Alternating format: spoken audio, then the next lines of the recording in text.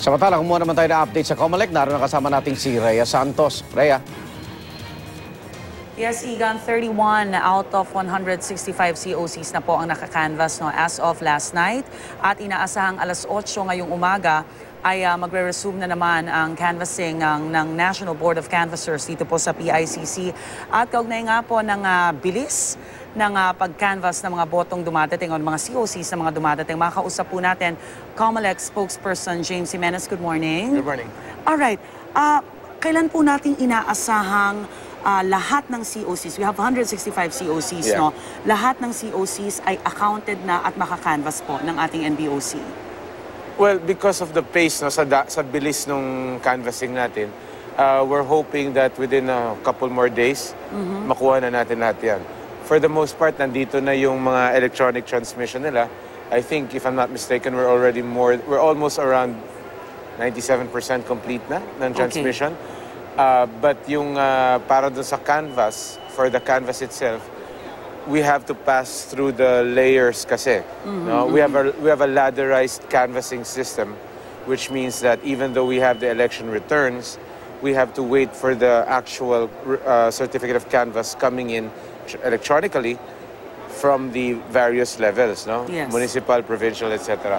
So we're looking to complete that siguro mga next couple of days. Para po sa mga kababayan natin, no, paano po natin paiintindi itong proseso ng canvassing? Of course, they're seeing partial unofficial counts every day. At sinasabi nila na madaling mapaniwala na yun na yung nanalo o pwede pang magbago actually dito pagdating sa canvassing ng NBOC. Well, hindi naman natin ini-expect na magbabago, no? Pero certainly ang ini-expect natin ay hindi nila makikitang magmamatch all the time, no? Eventually magpapantayan. Yes. No, ang problema kasi yung ating mga nakikitang partial and unofficial results, galing lahat 'yan mula doon sa presinto. Direktang nire-report sa media dito sa ating transparency server. Yes. Yung aming canvas, ganun din, same data, pero dumadaan pa siya sa municipal canvassing. Tapos titipon-tipunin yung mga resulta ng iba't ibang presinto. Tapos yung resulta mula sa municipal, titipon-tipunin muna sa provincial bago pa yan umakyat dito. So, kung medyo mabagal yung proseso ng pagtitipon, Yes. hindi mo masasabayan yung bato na direkta Right. sa transparency. Dahil yun, wala nang ibang pinagdadaanan yon. And then yung pagko-collate nun, talagang wala. Kung sino lang pumasok, i-add mo na lang ng ganyan. Yeah, so we want, of course, we want accurate results, no? Oo naman. Sa punto pong Of ito, course. no?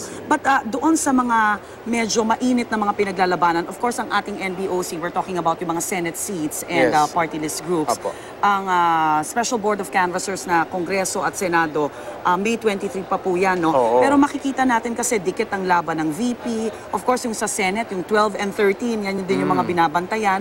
Malaki po ba ang magiging epekto rin, lalo na papasok na rin itong absentee overseas votes? Oo. Yung overseas votes, sandaan natin, 400,000 yan. That's 400,000 votes.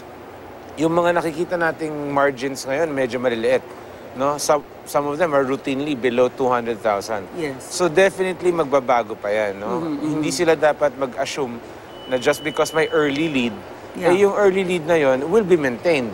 No? Malaki ang tsansa at malaki ang posibilidad na talagang magpa-fluctuate pa yan. Kaya ang ating sinasabi nga, ang pinakamaganda niyan, huwag natin pangunahan yung bilang. No?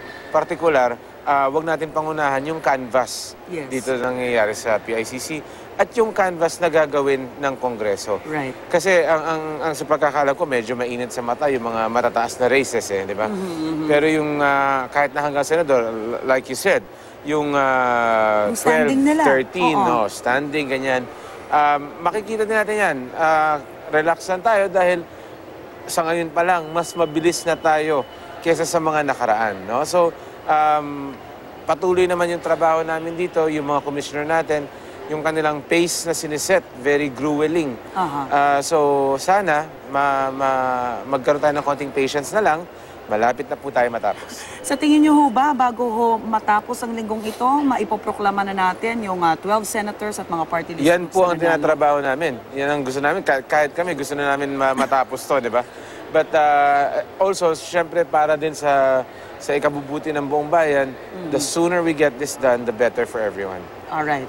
Maraming salamat po sa inyong Thank you. panahon at sana'y nakatulog, nakapagpahinga ng konti. Well. COMELEC spokesperson James Jimenez, mga kapuso, nakasama po natin ngayong umaga mula dito sa PICC. Back to studio.